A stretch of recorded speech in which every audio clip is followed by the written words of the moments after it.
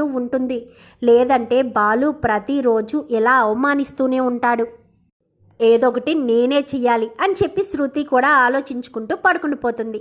మరుసటి రోజు ఉదయాన్నే శృతి కాస్త డబ్బింగ్కి వెళ్తుంది. డబ్బింగ్కి వెళ్ళి తిరిగి ఇంటికి వస్తూ ఉండగా మధ్యదారిలో సంజు వాళ్ళమ్మ గుడికి వెళ్ళి వస్తూ కనిపిస్తూ ఉంటుంది. కనిపించేసరికి ఆంటీ అంటూ పిలవడంతో అమ్మ శృతి అని చెప్పి ఆగేసరికి ఏంటంటే బాగున్నారా, అక్కడ మా ఆడపడుచు మౌనిక ఎలా ఉంది అని చెప్పనగానే ఇంకా ఆలోచిస్తూ ఉంటుంది సువర్ణ అయితే.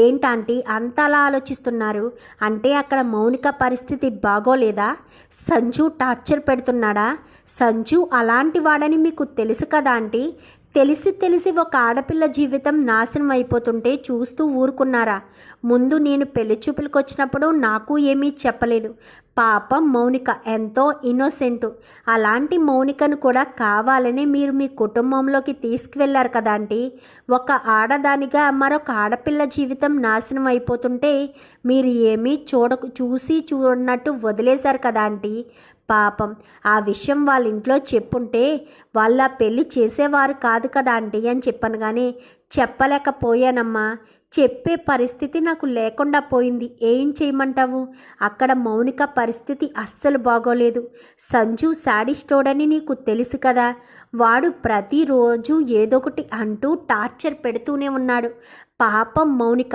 ఇక్కడ కష్టాలన్నీ పుట్టింట్లో చెప్పుకుంటే పుట్టింట్లో వాళ్ళు బాధపడడంతో పాటు బాలు ఎలా రియాక్ట్ అవుతాడోనన్న భయంతోనే పాపం మౌనిక తన బాధనంతా తనలోనే దిగమింగుకుంటుంది అని చెప్పనేసరికి అంతలా ఎందుకు అనుకోవాలంటే ఇష్టం లేకపోతే విడాకులు తీసుకుంటే సరిపోతుంది కదా, జీవితాంతకాలం సంజు లాంటి వాడితో బాధలు పడి ప్రతిరోజు క్షోభ అనుభవించడం కంటే పుట్టింట్లో ఉండడమే మంచిదంటీ, నన్ను అడిగితే మాత్రం అని చెప్పాను. కానీ అలా శృతి అలా మౌనిక అనుకోవట్లేదమ్మా శృతి అని చెప్పాను. కానీ ఆంటీ నాకు ఒక హెల్ప్ చేసి పెడతారా అని చెప్పనేసరికి ఏం చేయాలమ్మా అని చెప్పాను. కానీ మౌనికని సంజు తిడుతున్నప్పుడు నాకు కొంచెం వీడియోలు తీసి పంపించగలరా అని. కానీ ఎందుకమ్మా అని చెప్పాను. కానీ మౌనిక సంతోషంగా ఉండాలని మీరు కూడా కోరుకుంటున్నారు కదా ఆంటీ, మౌనిక ఎలాగా నోరు విప్పి పుట్టింట్లో చెప్పదు,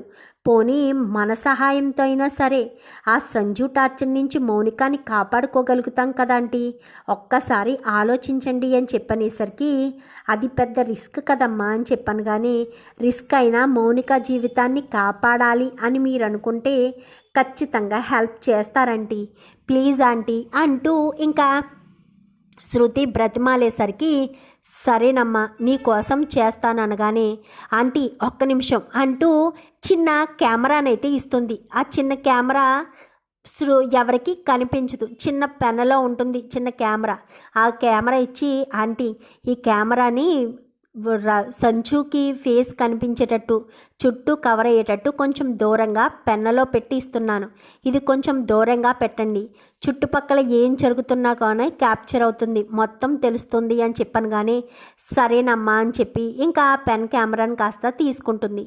తీసుకుని ఇంటికి తీసుకువెళ్ళిన తర్వాత సంజు ఎక్కడైతే కూర్చుని మందు తాగుతాడో ఆ ప్లేస్లో అయితే పెడుతుంది.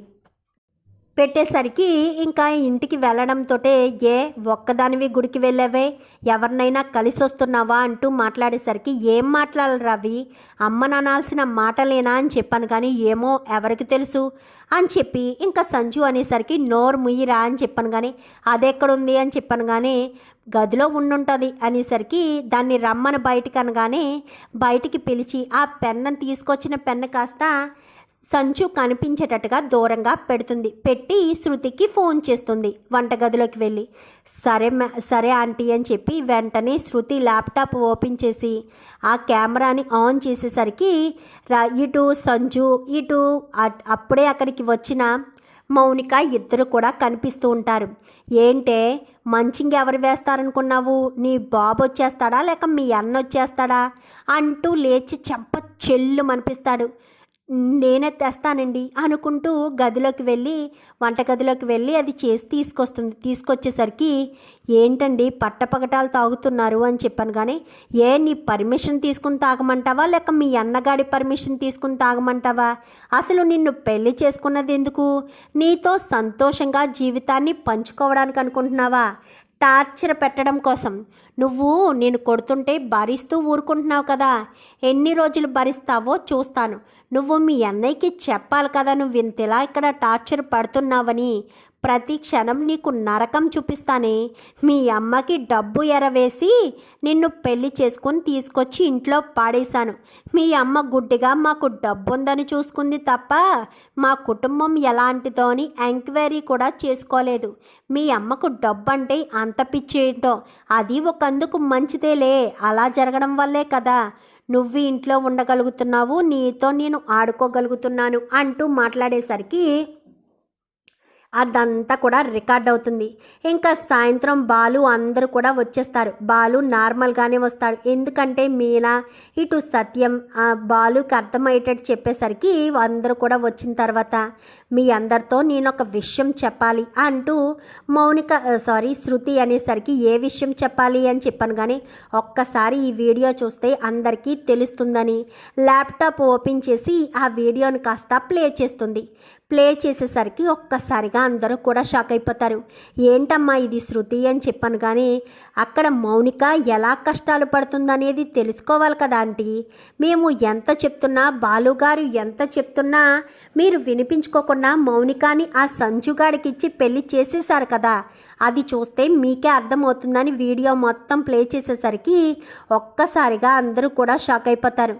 నేను చెప్పానా నాన్న, నా మాట వినిపించుకోకుండా చెల్లెలి జీవితాన్ని నాశనం చేశారు అంటూ మాట్లాడేసరికి ఇదంతా నీకెలా తెలిసింది శృతి అని చెప్పాను. కానీ నాకు అక్కడ మౌనిక పరిస్థితి ఏంటో అర్థమైంది. అందుకనే తెలిసిన వాళ్ళ ద్వారా ఈ వీడియో తీయించాను అని చెప్పనేసరికి ఇంకా ఒక్కసారిగా అందరూ కూడా షాక్ అయిపోతారు. ఇంకా బాలు అయితే రవి అంటూ గట్టిగా అంటే తన బాధను ఎవరికి చెప్పుకోవాలో తెలియక రవి అంటూ గట్టిగా పట్టుకుంటాడు. ఏం కాదన్నయ్య, మౌనిక జీవితాన్ని మనం కాపాడదాము. అక్కడి నుంచి మౌనికాన్ని తీసుకొచ్చేద్దాము. ఏమంటారు నాన్న? అక్కడే మౌనిక ఉండడం అంత మంచిది కాదు నాన్న. ఈరోజు కాకపోతే రేపైనా వాడు దాన్ని చంపేస్తాడు. అది లేకుండా మేము ఉండలేం నాన్న. చిన్నప్పటి నుంచి మాకు మౌనిక అంటే ఎంత ఇష్టమో మీకు బాగా తెలుసు కదా అంటూ ఇద్దరు కూడా మాట్లాడేసరికి ఎప్పుడు మీరిద్దరూ ఇలాగే కలకాలం కలిసి ఉండాలి అని చెప్పాను. కానీ నన్ను క్షమించు రవి అని చెప్పాను. కానీ నువ్వు నన్ను క్షమాపణ అడగడం ఏంటన్నయ్యా? నన్ను మనస్ఫూర్తిగా గుండెలకి హత్తుకో చాలు.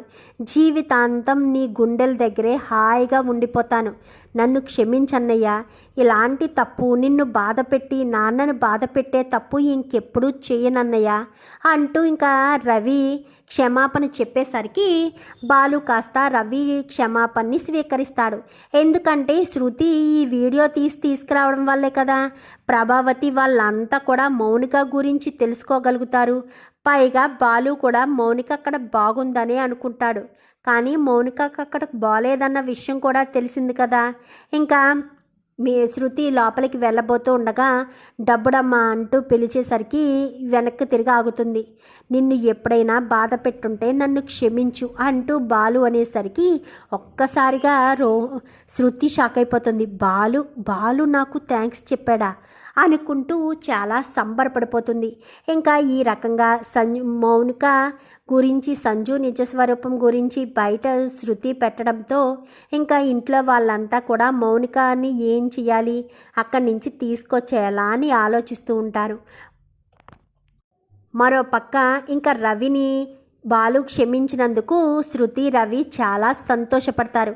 ఇప్పుడు నువ్వు సంతోషంగా ఉన్నావు కదా అని. కానీ చాలా సంతోషంగా ఉన్నాను, మా అన్నయ్య నన్ను క్షమించాడు, అది చాలు నాకు అనుకుంటూ ఉంటాడు ఇంకా రవి అయితే. చూద్దాం మరి రాబోయే ఎపిసోడ్స్లో ఇలాగే జరగాలని మీరు కూడా కోరుకుంటే వీడియో నచ్చితే లైక్ చేయండి, ఛానల్ని సబ్స్క్రైబ్ చేసుకోండి, పక్కనే ఉన్న బెల్ సింబల్లో ఆల్ పై క్లిక్ చేయండి. ఎలా చేయడం వల్ల అందరికంటే ముందుగా చూడవచ్చు.